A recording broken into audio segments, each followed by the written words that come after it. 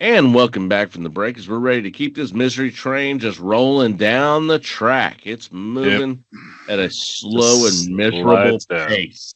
But anyways, Mm-hmm. Caleb, let's talk about this Kansas City Chiefs Baltimore game where the Swifties were flying high. Yeah, unfortunately, that is true. I mean, he's just got the number of Todd Monken. I'm not even going to say Lamar. He's got Todd Monken's number because it just overall, I mean, it was just not handled right from plays to blitzing to stunts. And, I mean, there's so many things wrong with this game right now. And you could start, I think, with leadership. And I'm talking about leadership in the players first. I mean, Lamar did seem to quit. Yeah, he's got a hamstring injury. Supposedly, maybe he's gonna That was miss a the couple rumor. weeks. Supposedly, That was it's the rumored rumor he's going to be going out through the around. bye. The rumor So he going might come around back in is week 8. just that he quit, and we talked earlier about this. That yeah, he has to at least miss a week, or otherwise those rumors seem very, very true. 'Cause the way he walked off the field, he did not look like he had an hamstring injury at all. He walked out very comfortable. I mean, but he looked very like walking wise at least. Yeah, I mean, some of those weird runs later on and some frustrating things from the line he was feeling, I'm sure, because that's something I'm about to get into. But leadership overall as a whole has been lacking. I mean, Kyle Hamilton's the only player from the defense that's talked to the press in the last 2 weeks. And you can say, yeah, Roquan Smith's been injured, Marlon Humphrey's been injured. But I mean, if Kyle Hamilton's the only guy going up and saying, hey, yeah, we know there's a problem, we're going to fix it, the only one willing to stand up for it, I mean, Roquan Smith should be one of those guys for sure. And No, he's not for whatever reason. should, And Marlon Humphrey's not going to be that guy either, apparently. So the only leadership we have right now in the locker room is Kyle Hamilton, which phenomenal player. Glad to have him be that guy. But you got to have more than just one guy willing to stand up and say, yeah, yeah. true, but at the same time, there are players that have been great players that haven't been the vocal ones to come out and sit there and say stuff like DeMarcus Ware with the Cowboys back in the day. What he was the guy that showed his leadership by his play. He didn't And it's wasn't a very potential. vocal person. So I get that, but that's the thing is that as a Baltimore fan, having Ray Lewis there before, And Ed Reed and you're used like, to oh, that. yeah, we're used to people. Your best defensive players are the ones out there out front firing up the team. You're not used to having a standoffish best defensive player. You're not used to that. Well, let's There's nothing go wrong with easy on that. the word best. Marlon Humphrey and Roquan Smith have both looked horrible so far They this year. have, but on paper, Roquan Smith should be your best player on defense. On Yeah, paper, Marlon Humphrey is supposedly an all-pro cornerback. exactly. Supposedly. And But and anyway, as a Raven fan, them being quiet, yes, that's a reason for distress because you're used to okay, that whole Ray Lewis. Hey, I played bad. We need to play better. We need to fire this up. We like being out there up front, owning it up, owning when they have a bad game, and being out there to say that. And when you don't have that, it's like, hey, why aren't you talking? I mean, they may not want to talk, but when you're in this organization that has that history, you have to you have to realize that expectation is there to okay, if you had a bad game, still need to go to the press and say, hey, we had a bad game. We need to be better. We need to fire ourselves up more. You gotta take those that role from Ray Lewis of what and Ed Reed and what they did even when they had a bad game, they still came out and talked and said, admitted up to what it was. You've got to take that leadership role from them. So I see coming from a Raven saying why it's not there. But at the same time, it's the whole thing of, hey, there's other players that have led without doing that. But when you're in this environment that it's expected to do that, you can't be surprised to get criticized when you don't do it because that's the expectation that was set by previous players for this and fan I base. disagree with you there. But yeah, like I said, it's just when you're only playing bad yourself and you're not willing to take an answer, that worries me. It does. And then, of course, not only leadership of the players, you got to go with coaching staff like Zach Orr just looking clueless out there, or excuse me, confused out there. Apparently, I can't say the word I want to say. You're confused, like he is. I am. Yeah, You're confused. Watching the like game he's tape, confused. maybe confused as to what we're doing. Yes. But yeah, and then I mean, Monken not having some easy kind of check downs a lot in some of his calls, just very like, what is going on? And then of course Harbaugh, supposedly the game manager, head coach. What are you managing? You're not managing anything besides just a puddle of absolute excrement at this point. Mm-hmm. And why are they not running the ball more? Yeah, no, I agree with you. I mean, that's another question too. It's like, why are we not running Derrick Henry? But it's just, I mean, you're 3 for 10 on third down. You're not going to have a good day. But yeah, like we said, I think part of the stories too is obviously going to be injuries. 7 players didn't start that game. I mean, Matabuke, we know, is now out for the year. We talked about Lamar Jackson's probably going to be out until after the bye. So about 3 weeks for him. You got Nate Wiggins, who went down with an injury. Roquan Smith, Marlon Humphrey are both now expected to miss multiple weeks. I mean, you can go on and on. Travis Jones, Brent Urban, Kyle Van Noy. I mean, injuries are they're decimating this team right now for sure. But it is what it is at this point. It's starting to look like a lost year. Like I said, I think it starts with leadership. Then my next 2 complaints are we cannot win in the trenches. On the defensive line, we had 3 sacks to start this year from Matabuke, all of them from Matabuke, and he's now out for the year. Mm-hmm. So, I mean, we just saw what happened with the run when Matabuke and Urban and Jones weren't in there. Say his You're going to get run on correctly. Against the Lions, but they're just going to kill you. Say his name correctly. I said Matabuke. It's Marmaduke. Marmaduke, yes. But, oh my goodness. I mean, so we can't win on the defensive side there. And our entire offensive line is just looking like utter garbage. I mean, Stanley's not good. Linderbaum's not good. Rosengarten's not good. Filet, he's got to be benched. It's not good. Voorhees is okay, I guess, but at the same time, he's not been good either. I mean, part of that, I think, is you got to go to the O-line coach with Warhol, and he's got to go. Like, I think he's definitely got to be fired. At this rate, Zach Orr's got to be fired. Todd Monken's probably going to go somewhere else. The defensive line coach probably needs to be fired too. So, I mean, you're looking at potentially 4 vacancies. 3 of them I would like to see now, but that's obviously not going to happen with the Ravens culture and system and the way it is. They're not going to fire anybody mid-season. And I know Harbaugh's already apparently been called into a conference with Biscotti, so he might be on a little hotter seat than what we think he is, even though I don't expect Harbaugh to be fired, even if both his cute coordinators are gone and some assistant coaches are gone as well. But I mean, those stud defenses, they just looked horrible. Like Linderbaum's making bad post snap reads, Falele's missing bad post reads as well. I don't know what we're doing there. It's like you've got to understand you don't have to double team somebody who's already got 3 guys on him basically, and leave an open lane for the rusher to come in. I know most people have been hitting Falele up, which he had a couple gaffes for sure, but Linderbaum too. I mean, there was even one of them where it was kind of a delayed rush. Linderbaum goes and helps Falele and just turns his back on the defender, and he's got straight up the A gap, and of course gives Lamar trouble. It's just bad. So I don't know if some of that may be pre-snap too, but I don't know who's making those calls, if it's Linderbaum or if that's Jackson doing it. But I mean, the offensive line and defensive lines, I think, are both just absolute messes right now. So I mean, like I said, or as Porter likes to say, you win in the trenches. So, I mean, we can't win there. Obviously, our defense is going to be historically bad for Ravens defense. We're potentially giving up 560 points is what we're on pace to give up this year.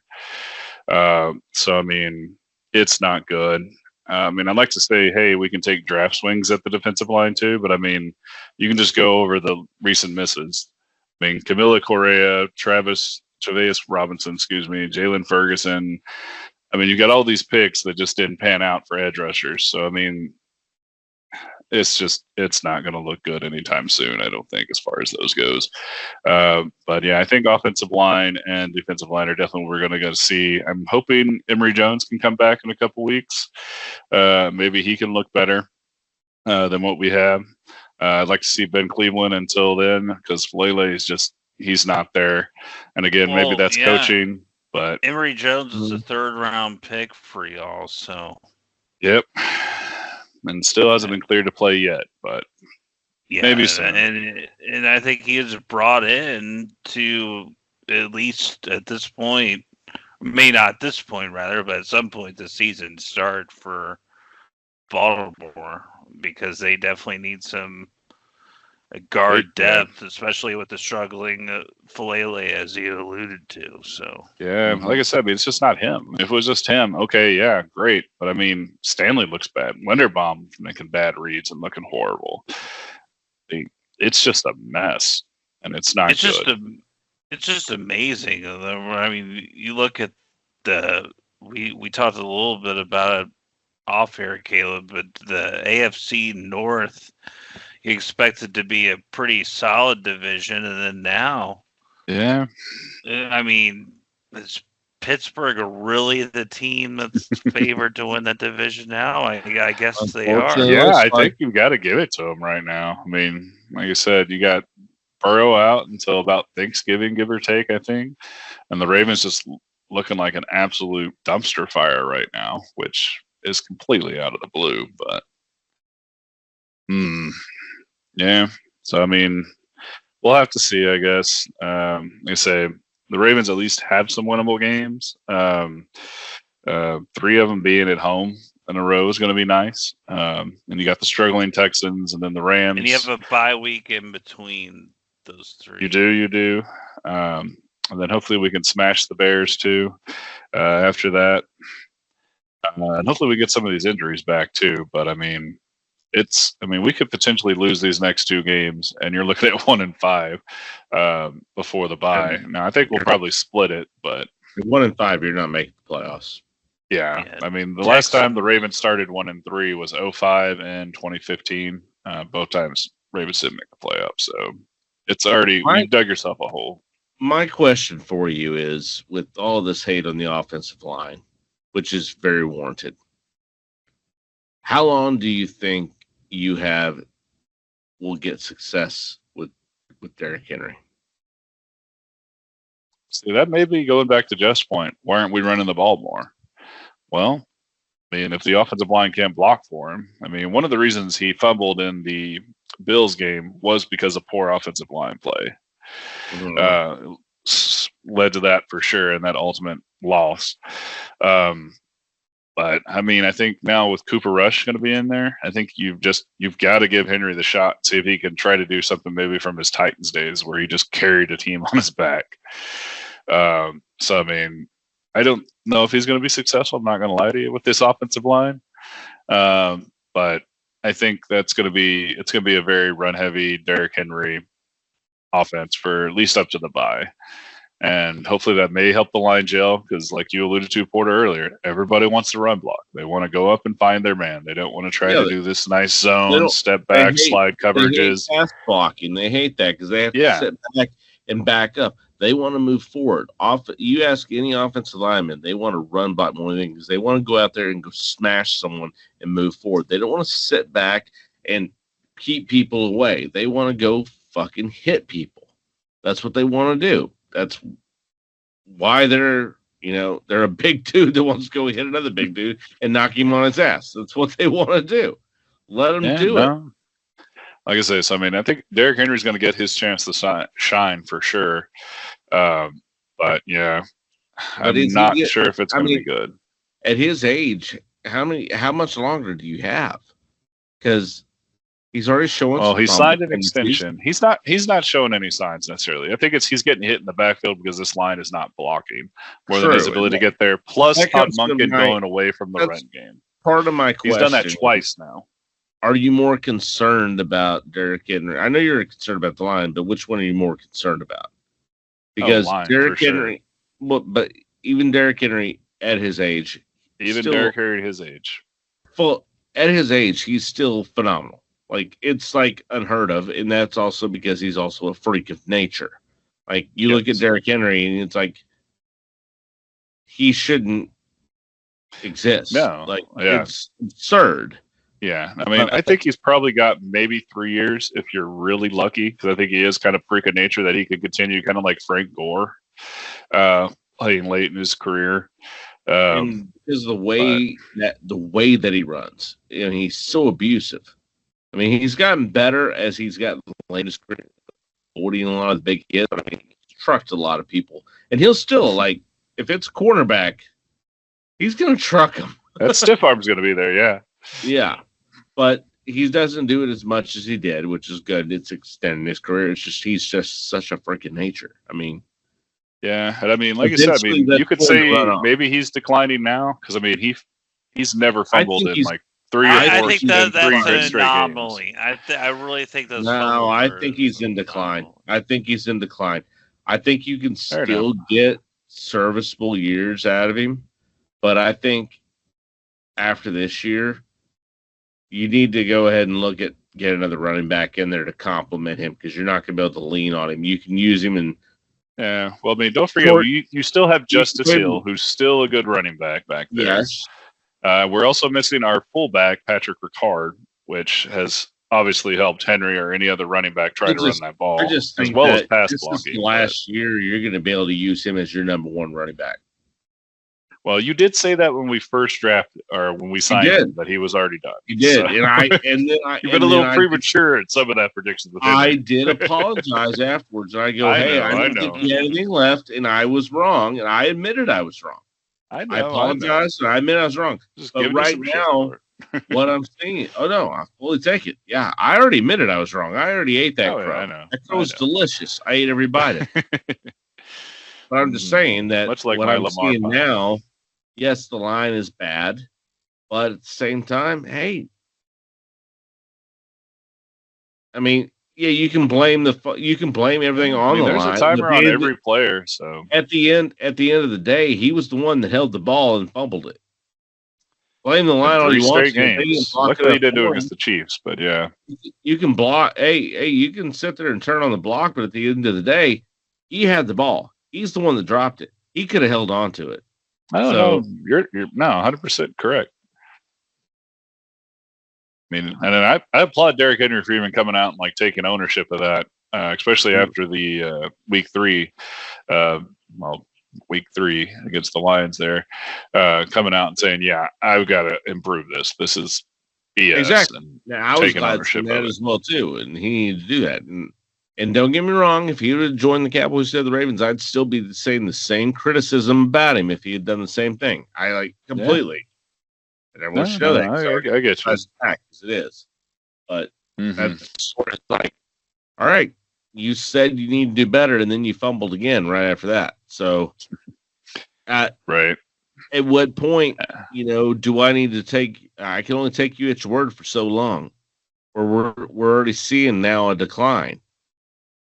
Not a huge decline, but that's how it always starts. This decline starts very slow, and then it fucking hits you hard.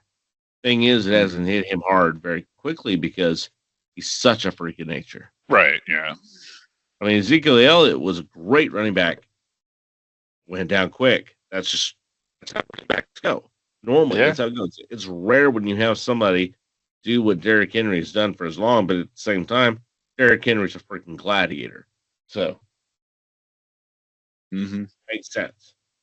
Yep, you're not wrong. All right, I'm off my soapbox. Sorry. No, fair enough. Right. Like I said, I mean, the good news is for both the Bengals and the Ravens is that the AFC is so bad this year. Like you could potentially make the playoffs at 9-8.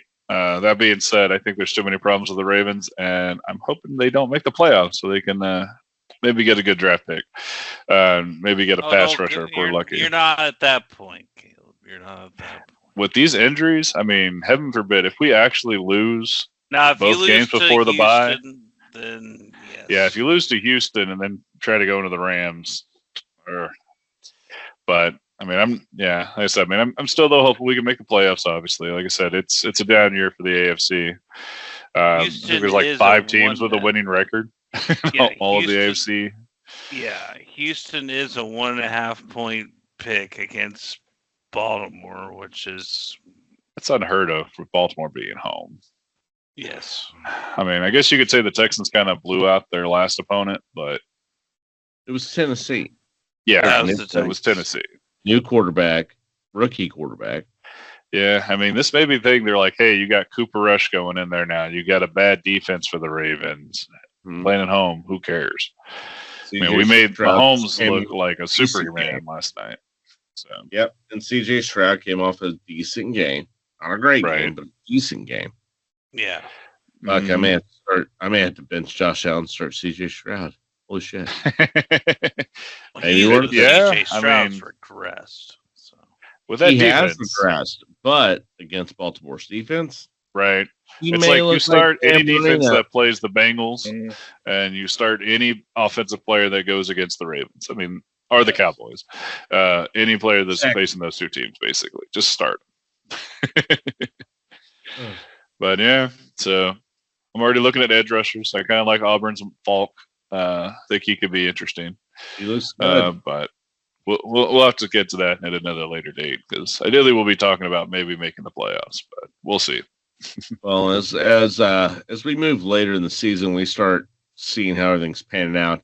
As if none of our teams make the playoffs, which I have no faith in any of our teams. Yeah, I right think now all so. three of our Yeah. teams are looking. like it's going to be when early that off-season. happens. When that happens, and we know we're not going to be talking playoff football for our teams. I mean, we'll be talking for other teams. Talk those teams Yeah. that makes the playoffs because they deserved it. But we can we'll look it up coming up in this next draft class, and we'll be all draft set up for. Mhm. But yeah, another good conversation. Unless you had any more venting you needed to take care of, Caleb, I think we're going to go ahead and wrap it up here. Yeah, my And, blood pressure is up high enough. I think now we're good. I think everybody in their own segments got their blood pressure elevated at that point, yes. which isn't good in our old age. So we'd like to thank everyone for joining us. Please like us on social media, like and comment. Let us know what you'd like us to talk about. I mean, if there's a point in one of the games you'd like us to bring up, please let us know. David Hitt, we're personally calling you out to come on to the show because you need to account for your allegations. And yeah, please like and comment, subscribe, come out, and we'll see you everyone at the next round. Yeah. Cheers. Cheers. Cheers.